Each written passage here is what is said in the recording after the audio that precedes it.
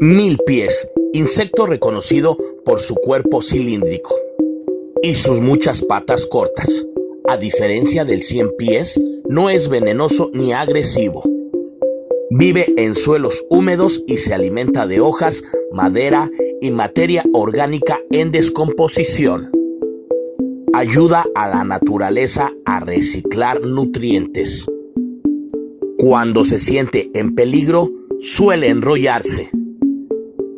Este es el milpiés.